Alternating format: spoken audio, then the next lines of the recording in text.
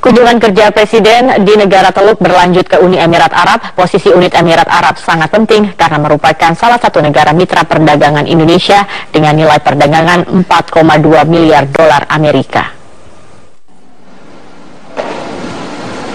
Presiden Joko Widodo hadir dalam forum bisnis dan investasi di kota Abu Dhabi, Uni Emirat Arab. Dalam sambutannya, Presiden menyampaikan bahwa Indonesia saat ini tengah berkonsentrasi membangun infrastruktur 24 pelabuhan laut, 15 bandara baru, jalan tol sepanjang 1.000 km, dan penambahan 49 pembangkit listrik. Menteri Luar Negeri Retno Marsudi menjelaskan, potensi perdagangan bilateral Indonesia dengan Uni Emirat Arab sangat besar, sehingga perlu dikembangkan ke berbagai sektor. Tim teknis yang akan dipimpin oleh Menteri Perdagangan dan juga Menteri ESDM untuk menindaklanjuti, untuk membahas secara detail interest dari UAE untuk investasi di Indonesia di bidang apa saja dan apa yang kita bisa tawarkan kepada UAE. Sebagaimana diketahui bahwa Abu Dhabi Investment Authority ini adalah pengelola dari Sovereign Wealth Fund dari UAE yang jumlahnya cukup besar dan termasuk yang terbesar di dunia. Upaya perluasan investasi dan kerjasama ekonomi menjadi target dalam kunjungan ke Uni Emirat Arab. Uni Emirat Arab merupakan mitra penting Indonesia di bidang ekspor-impor dengan nilai perdagangan mencapai 4,2 miliar dolar Amerika. Sebelum ke Uni Emirat Arab, Presiden mengunjungi Arab Saudi dan menyepakati investasi di sektor kilang minyak. Kunjungan Presiden ke negara Teluk akan berlanjut ke Qatar untuk membidik pasar ekspor produk Indonesia. Dari Abu Dhabi, Uni Emirat Arab, Eko Frima Andani, Metro TV. Di sela-sela kunjungannya di Abu Dhabi, Presiden Joko Widodo belusukan ke salah satu pusat perbelanjaan. Presiden mengapresiasi pemasaran berbagai produk ekspor Indonesia, termasuk buah-buahan dari Bogor, Jawa Barat. Belusukan tidak hanya dilakukan oleh Presiden Joko Widodo di Indonesia saja. Di Abu Dhabi ini, Presiden Joko Widodo juga melakukan belusukan salah satunya di Lulu Hypermart. Ini merupakan salah satu supermarket yang menjual kebutuhan atau barang-barang di Indonesia yang ada di Abu Dhabi. Kunjungan kerja Presiden Joko Widodo di negara Teluk berlanjut ke Uni Emirat Arab. Di kota Abu Dhabi yang menjadi lokasi pertemuan dengan pengusaha Uni Emirat Arab, Presiden menyempatkan belusukan ke pusat perbelanjaan untuk meninjau produk unggulan Indonesia. Aksi belusukan Presiden disambut warga Indonesia di Abu Dhabi. Sedikitnya 300.000 lebih warga negara Indonesia tinggal dan bekerja di Abu Dhabi. Ada juga, tadi saya lihat beras organik juga dari Sragen ada, pepaya tadi dari Boyolali, semangka dari Sragen, kemudian sirsaknya dari Jawa Barat, dari Puncak, nanasnya dari Lampung, ikan-ikannya ada yang dari Sulawesi, yang ikan beku tadi, ada yang dari Surabaya, dari semua daerah ada. Saya kira dengan jaringan sebesar itu, produk-produk kita kalau bisa masuk, bisa menguasai. Salah satu WNI di Abu Dhabi mengaku, memang produk Indonesia banyak diminati di pasaran Abu Dhabi. Excited banget, semua kan kelihatan kan semua orang pada senang soalnya Indonesia tuh punya banyak yang bisa diimpor, khususnya buah-buahan, sayuran. Selama ini kita importnya tuh dari negara yang kayak Thailand, sama India, sama yang dekat sini Oman. Tapi Indonesia nggak kalah. Mangga, contohnya mangga manis tuh nggak ada tandingannya. Pemerintah akan mendorong perluasan ekspor sektor pertanian di jaringan Gerai Lulu atau salah satu pusat perbelanjaan terbesar di Abu Dhabi. Gerai Lulu bisa menjadi pemasaran produk Indonesia karena memiliki sekitar 150 jaringan gerai di seluruh Jazirah Arab. Dari Abu Dhabi, Uni Emirat Arab, Eko Frima Andani, Metro TV.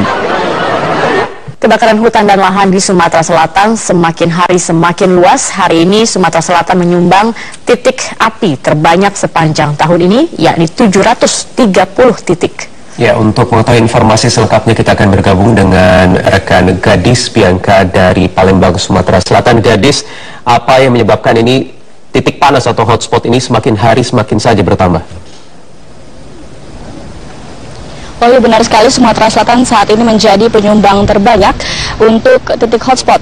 Hari ini titik hotspot di Sumatera Selatan ada 730 titik. Ini adalah data dari BMKG Sumatera Selatan yang dikeluarkan tadi pagi.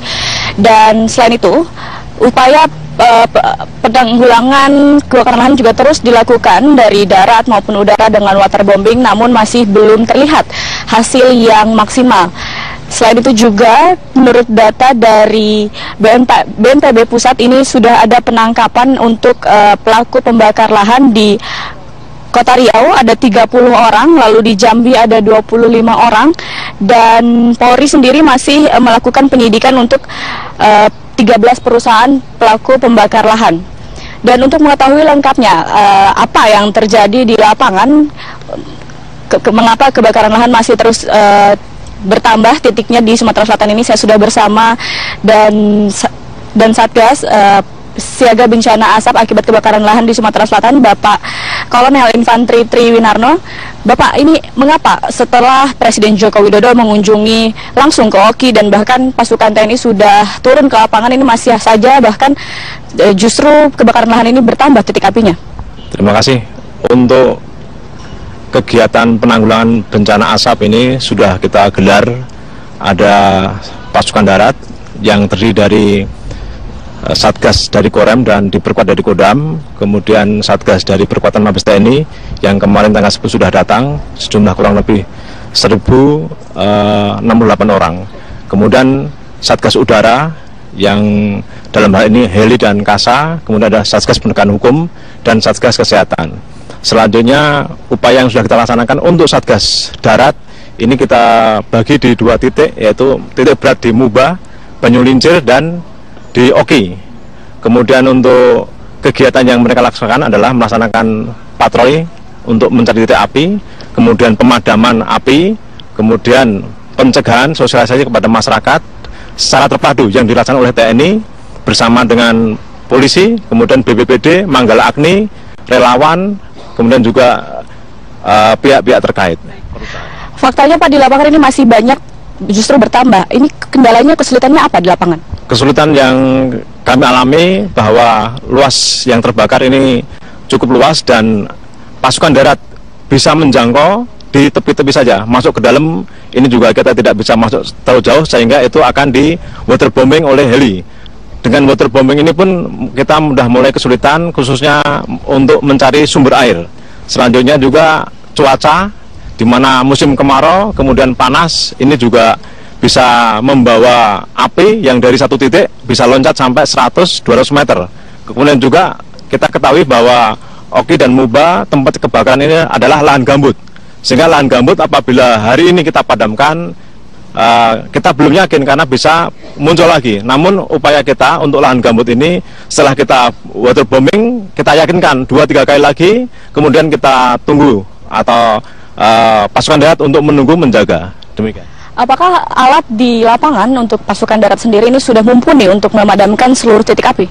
Untuk alat sudah cukup, memang kita didukung karena untuk pasukan darat ini kita juga membawa alat dari Satgas Perkuatan membawa alat, namun juga kita banyak didukung oleh Manggala Agni, ada 16 titik yang disebar di wilayah yang kebakaran, kemudian juga ada dari perusahaan-perusahaan, termasuk perusahaan mempunyai alat pemadam kebakaran maupun heli, demikian. Baik. Kekeringan apakah menjadi kendala juga, Pak? Kekeringan ini memudahkan karena begitu kering, api ini juga kebawa angin karena cuaca juga panas, ini juga akan bisa api bisa menjalar dengan cepat, demikian. Terima kasih Pak Tri. Ya, Wahyu, kita harapkan kebakaran lahan yang terjadi di Sumatera Selatan ini semakin hari akan semakin berkurang karena memang kebakaran lahan yang mengakibatkan kabut asap ini sudah meluas jauh hingga ke luar negeri. Demikian Wahyu yang kami bisa sampaikan. Ya, baik, Gadis Bianca melaporkan langsung dari Palembang, Sumatera Selatan. Kita ke informasi lain pemirsa, ribuan warga mulai terserang penyakit ISPA akibat kabut asap yang terus menebal di Kabupaten Merangin, Jambi. Sejak bulan Agustus hingga sekarang, penderita ISPA akibat kabut asap di Jambi mencapai 16.500 warga. Umumnya penderita ISPA adalah anak-anak. Dinas Kesehatan menyatakan hampir setiap hari pasien penderita ISPA memadati puskesmas untuk berobat. Warga berharap agar pemerintah Kabupaten Merangin memberi bantuan masker untuk mengantisipasi tingginya penderita ISPA.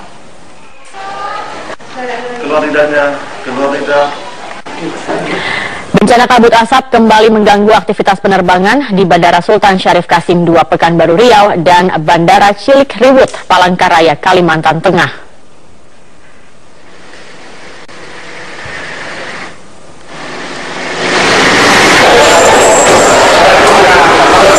20 jadwal penerbangan di Bandara Sultan Syarif Kasim II Pekanbaru hari ini dibatalkan. Jarak pandang berkisar 60 meter. Akibat pembatalan, penumpang harus menunggu di terminal tanpa kepastian kapan bisa berangkat.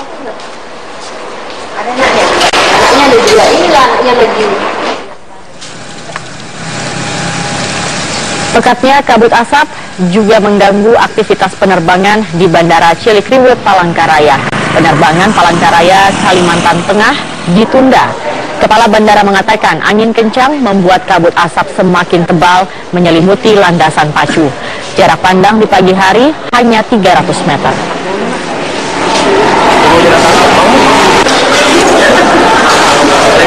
Ya, sementara itu pemirsa, Sumatera Selatan ini masih menjadi penyumbang titik api kebakaran lahan terbanyak. Satgas kabut asap dan sejumlah penanganan kebakaran lahan terus berusaha memadamkan kebakaran lahan, namun hasilnya belum juga maksimal. Sejauh ini Sumatera Selatan menjadi penyumbang terbanyak titik hotspot di Pulau Sumatera. Hari ini BMKG Sumatera Selatan mengeluarkan bahwa titik hotspot di Sumatera Selatan ada 730 titik yang tersebar di 13 kabupaten dan kota di Sumatera Selatan ini. Dan untuk mengetahui lengkapnya apa yang terjadi di lapangan, saya sudah bersama dengan Bapak Kolonel Infanteri Triwinarno dan Satgas Siaga Bencana Asap akibat kebakaran lahan dan hutan. Bapak, ini apa yang terjadi di lapangan? Kesulitan apa yang dihadapi oleh tim? Terima kasih. Untuk Satgas penanggulangan bencana asap ini ada beberapa kekuatan yang kita gelar. Yang pertama, Subsatgas Darat itu terdiri dari perkuatan dari Mabes TNI, kemudian juga dari Korem 04 Garuda Dembo dengan perkuatannya. Kemudian kegiatannya mencari titik api, kemudian memadamkan api dan mencegah agar masyarakat tidak membakar lahan. Kegiatan ini secara terpadu dengan Manggala Agni, Polri, BPBD, kemudian relawan dan perusahaan yang ada di tempat-tempat tersebut. Kemudian untuk Satgas Udara, ini kita punya 2 heli, yaitu Bell sama Mi-8, kemudian ada Kasa. Heli untuk waterbombing, Kasa untuk penyemen atau hujan buatan. Kemudian Satgas Penegakan Hukum, ini di bawah Polda, kemudian Satgas Kesehatan.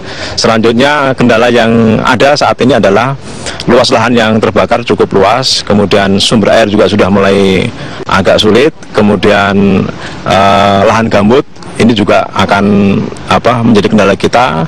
Selanjutnya juga bagi kendala-kendala tersebut kita atasi. Contoh, kalau waterbombing airnya sulit, maka pasukan darat kita perintahkan untuk nyari titik-titik air.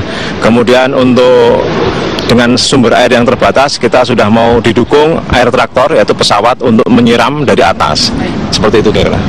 Dengan kesulitan yang ada ini Pak, adakah plan lain atau rencana lain untuk menangani kasus kebakaran lahan yang saat ini semakin hari semakin meluas? Rencana penanganan adalah untuk penegakan hukum kita tekankan agar Satgas Hukum betul-betul mencari atau menindak tegas bagi pembalap-pembalap air maupun pembakar lahan. Kemudian untuk Satgas Darat dengan Satgas Udara bekerja sama. Plan kita adalah bagi lahan gambut kita upayakan apabila kita waterbombing sudah padam, kita coba tambah 2-3 kali lagi sehingga kita yakin bahwa api tidak nyala. Selanjutnya juga kekurangan air kita cari dengan titik mencari patroli air dan kita minta bantuan tambahan heli sama pesawat air traktor. Demikian. Terima kasih Pak Tri. Demikian wawancara kami dengan Satgas Siaga Bencana Asap akibat kebakaran hutan di Sumatera Selatan. Dari Palembang, Sumatera Selatan, Gadis Bianca, Rani Karolia, Metro TV. 351 kepala desa di Kabupaten Tasikmalaya berkumpul untuk memperoleh pelatihan penggunaan dana desa yang telah dicairkan dari pemerintah pusat. Sanes tugas pacaman, selebrasi visi dan misi Kabupaten Tasikmalaya. Saya tidak akan menggunakan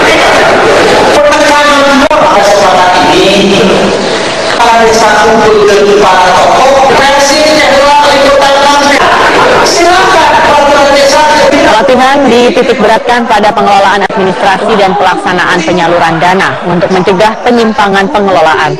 Kesulitan mengakses internet dan minimnya pengalaman dalam pengelolaan administrasi menjadi salah satu kendala dalam pengelolaan dana desa. Di Kabupaten Tasikmalaya, Jawa Barat, 40% dana desa sudah dicairkan kepada seluruh desa. Dalam waktu dekat, Pemkab Tasikmalaya akan kembali mengucurkan 40% dana desa dari APBN, menunggu laporan pertanggungjawaban dari tingkat desa selesai. Kemudian 20% dana akan diserahkan pada tahap terakhir. Total keseluruhan dana APBN untuk dana desa Kabupaten Tasikmalaya yakni 103 miliar rupiah. Ada buku